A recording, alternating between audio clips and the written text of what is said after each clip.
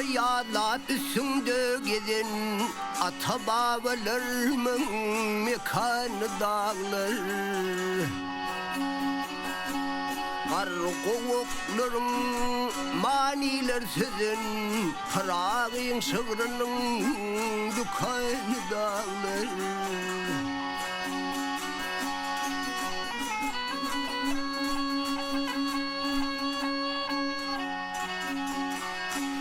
Kutşonun zemini bakarın pasli Çeşmeler çırpınsıp coşurlar çatli.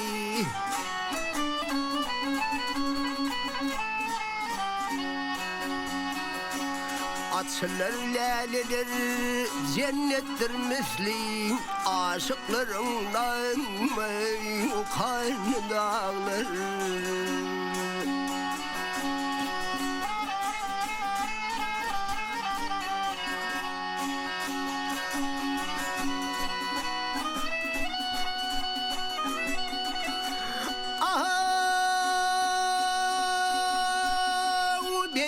Başın asman bilen birleşer Kert kayağında kekilikler sayraşır.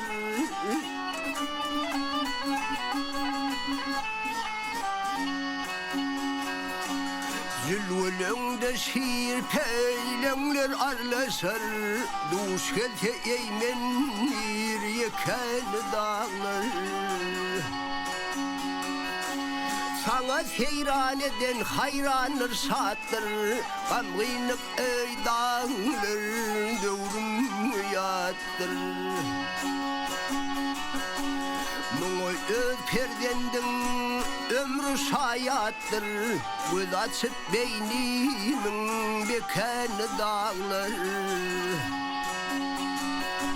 Muğul öz perdendin ömrü şayattır Göz açıp beynimin bekanı dağlar. Prağın şığrının dükkanı dağlar.